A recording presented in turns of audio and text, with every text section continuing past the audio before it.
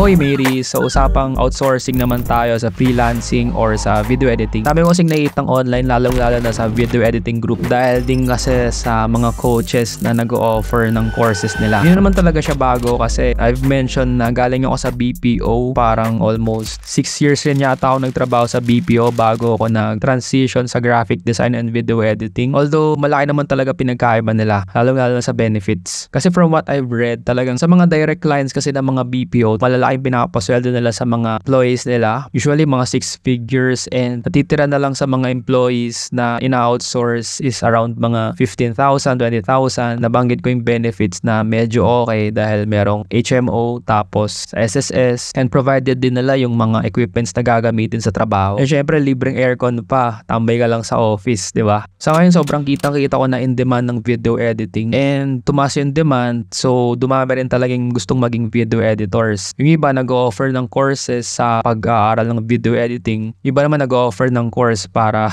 manamantala, hindi, joke lang, para mag-outsource, ipasa yung trabaho sa ibang tao habang silang naghahanap ng mga direct clients. Yun nga nangyayari sa outsourcing sa video editing, naghahanap yung, kunyari ako, maghahanap ako ng job hiring sa OLJ, tapos pag natanggap ako, usually yung mga offer nila is, pwede na maganda ng offer is 50,000. Ipapasa mo yung trabaho sa ibang video editor. Depende kung sasabihin mo ba na ina-outsource mo sila. Pero mas maganda syempre sabihin mo na ina-outsource mo, tapos papasweldohin nila yun, kunyari ng around 25 to 30,000. So, may profit ka pa din. Ikaw na lang yung project management. Ikaw yung nakikipag-uusap sa direct client. Sa information sa outsourcing or getting a job online, sa tingin ko, halos lahat naman yan nasa YouTube or pwede mong research sa mga groups. Nagbibigay naman sila ng mga tips. Meron din info sa TikTok. So, depende na lang sa mga pinapanood mo sa algorithm ng TikTok kung tungkol sa video editing yung mga pinapanood mo. Syempre, magsasuggest din sila ng tungkol doon. Meron din ng mga courses na effective. Sa tingin ko, mas mapapadali siguro yung journey mo, babawasan yung mistakes mo. Usually, may kita mo sa mga hiring, makikita mo na outsource lang siya. Kung offer nila is $3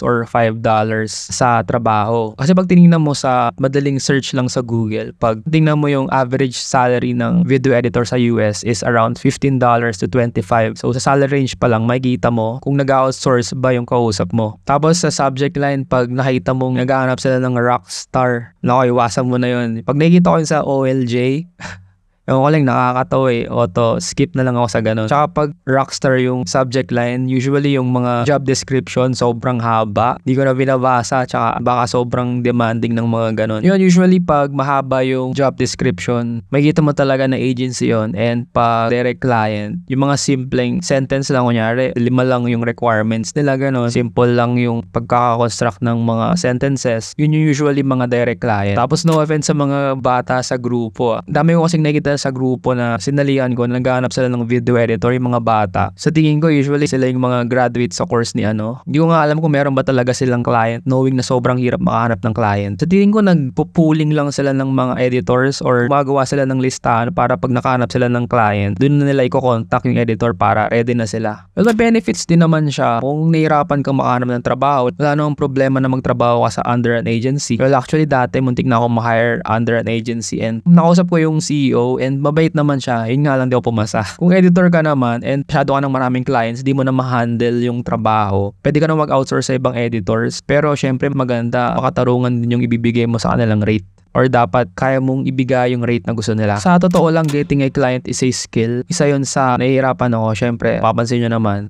Ewan ko lang kung mapapala tayo na introvert ako. And as much as possible, ayoko talagang nakikipag-usap sa mga clients. Kung email lang, mas prefer ko talaga siya. So, pag nagpapa-Zoom meeting na, matagal na rin kasi akong umaharap sa mga interviews, so medyo nabawasan na yung nervousness ko every time na harap ako sa mga meetings. And yun nga, skill siya. Yung iba magaling magsalita. Pwede mo talagang gawing business yung galing mo na makakuha ng client sa pagsasalita lang. Nagiging unfair lang naman yung outsourcing pag sobrang lowball na yung binibigay sa'yo. Mas maganda sana, syempre dapat mas mataas pa rin yung sweldo ng editor. Kasi siya mismo yung gumagawa ng trabaho kahit na ikaw yung naganap. Lalo na kung yung portfolio ng editor yung binigay mo sa client. May ka naman, uy, opinion ko lang yun ha. Syempre, bahala ka sa gusto mong gawin. Meron din ako nakikita mga nagugulat yung mga in-outsource na employee nila. Nagugulat na ganun pala kalaki yung binibigay ng direct client dun sa agency. Di ko sila masisisi kasi nga sila talagang gumagawa ng trabaho and sa tingin nila, they deserve more. Masaya talaga sa pakiramdam. So, mas maganda wag mo na lang alamin yung direct offer